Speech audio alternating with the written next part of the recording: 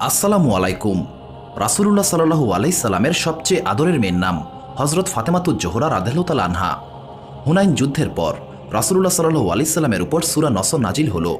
সূরা নসরে মহান আল্লাহ তাআলা বলেন, যখন আসবে আল্লাহ তাআলার সাহায্য ও বিজয় এবং আপনি মানুষকে দলে দলে আল্লাহ তাআলার দ্বীনে প্রবেশ করতে দেখবেন, তখন আপনি আপনার পালনকর্তার পবিত্রতা বর্ণনা করুন এবং তার কাছেই ক্ষমা প্রার্থনা করুন, নিশ্চয়ই তিনি ক্ষমাকারী। সূরা নাসর আয়াত 1 থেকে 3। এই সূরা শুনেই হযরত ফাতেমা রাদিয়াল্লাহু তাআলা আনহা বুঝে গেলেন রাসূলুল্লাহ সাল্লাল্লাহু আলাইহি সাল্লামের দুনিয়া থেকে চলে যাওয়ার সময় হয়ে গেছে। এই আয়াতে এই দিকটাই স্পষ্ট করা হয়েছে। এই সূরা শোনার পর থেকেই ফাতেমাতুজ জোহরা রাদিয়াল্লাহু তাআলা আনহা কান্নাকাটি শুরু করে দেন। হযরত ফাতেমা রাদিয়াল্লাহু তাআলা আনহার অবস্থা দেখে রাসূলুল্লাহ সাল্লাল্লাহু আলাইহি সাল্লাম তাকে সান্ত্বনা দিয়ে বললেন, তুমিই প্রথম আহলে বাইত যার সঙ্গে আমার সাক্ষাৎ হবে।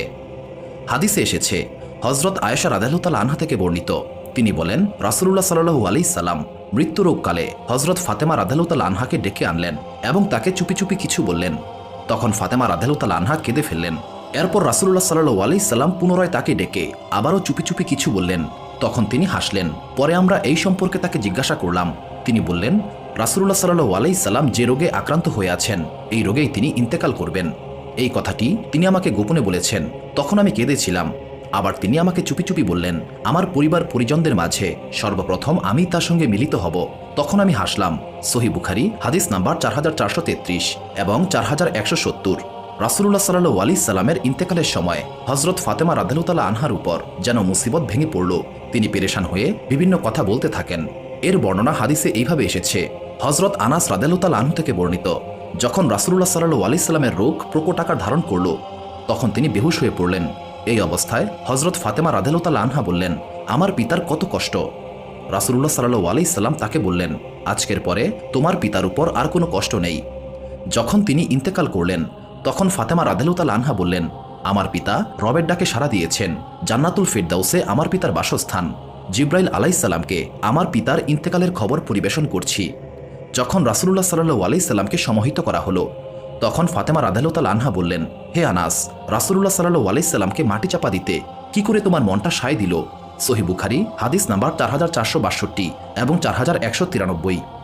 রাসূলুল্লাহ সাল্লাল্লাহু আলাইহি সাল্লামের ইন্তেকালের পর হযরত সাইয়্যেদা ফাতেমা রাদিয়াল্লাহু তাআলা আনহা একেবারেই ভেঙে পড়েন। এই সময় তিনি সবসময় পেরেশান থাকতেন, সর্বক্ষণ অপেক্ষায় ছিলেন কখন রাসূলুল্লাহ সাল্লাল্লাহু আলাইহি সাল্লামের সেই ভবিষ্যৎবাণী তথা সর্বপ্রথম রাসূলুল্লাহ সাল্লাল্লাহু আলাইহি সাল্লামের সঙ্গে হযরত ফাতেমাই মিলিত হবেন। এটা বাস্তবায়িত হবে। কাজে কর্মে একদমই মন বসত না। ছেলে মেয়ে ছিল সবই ছোট ছোট, কিন্তু তাদের দেখাশোনা করতে তিনি একেবারেই অক্ষম হয়ে পড়েছিলেন।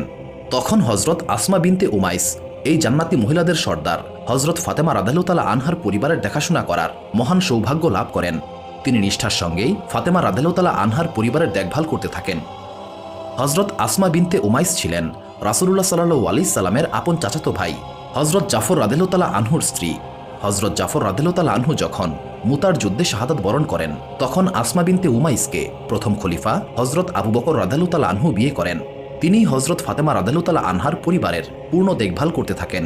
যেহেতু হযরত ফাতেমা রাদিয়াল্লাহু তাআলা আনহা খুবই লজ্জাবতী ছিলেন, তাই তিনি হযরত আসমা বিনতে উমাইস রাদিয়াল্লাহু তাআলা আনহাকে বললেন, যেহেতু খোলামেলাভাবে জানাজা পড়ালে পর্দার মাঝে কমতি আসে, যা আমি খুবই অপছন্দ করি, তাই আমি চাই আমার জানাজা নিয়ে যাওয়ার সময় এবং দাফন করার সময় পূর্ণ পর্দা রক্ষা করা হবে। এই কারণে তুমি এবং আমার স্বামী ছাড়া আমার গোসল করানোর সময় আর কারো সহযোগিতা নিও না, এবং তা যেন রাতের বেলাতেই করা হয়। হযরত আসমা রাদিয়াল্লাহু তাআলা আনহা বললেন, হে আল্লাহর রাসূলের বেটি, আমি হাবশায় দেখেছি জানাজার উপর গাছের শাখা বেঁধে উপরে কাপড় দিয়ে ঢেকে দেওয়া হয়। এর দ্বারা ঢুলির মতো একটি আকৃতি বানানো হয়। এটা বলে হযরত আসমা রাদিয়াল্লাহু তাআলা আনহা খেজুরের কিছু ডাল আনলেন। তারপর এগুলোকে একত্র করে এর উপর কাপড় টাঙিয়ে হযরত ফাতেমা রাদিয়াল্লাহু তাআলা আনহাকে দেখালেন।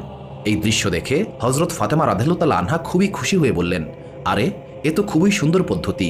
এইভাবে ঢাল দিয়ে তার উপর কাপড় টাঙিয়ে রাতের বেলাতেই দাফন সম্পন্ন করা হয় হযরত ফাতেমা রাদিয়াল্লাহু তাআলা আনহার। হযরত ফাতেমা রাদিয়াল্লাহু তাআলা আনহার জানাজা কে পড়িয়েছিল?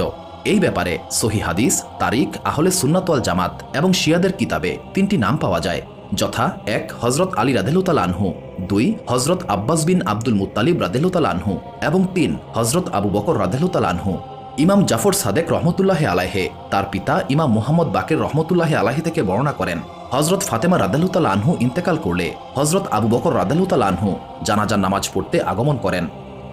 তখন হযরত আবু বকর রাদিয়াল্লাহু তাআলা আনহু হযরত আলী রাদিয়াল্লাহু তাআলা আনহুকে বললেন, আপনি জানাজার নামাজ পড়ান।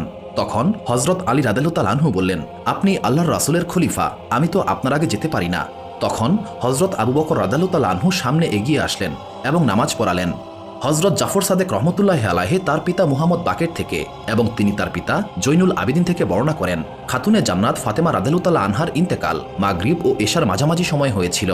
তখন হজরত আবু বকর রাদিয়াল্লাহু তাআলা আনহু, হজরত উসমান রাদিয়াল্লাহু তাআলা আনহু, হজরত জুবায়ের এবং হজরত আব্দুর রহমান বিন আওফ রাদিয়াল্লাহু তাআলা আনহু জানাজার নামাজের জন্য উপস্থিত হন।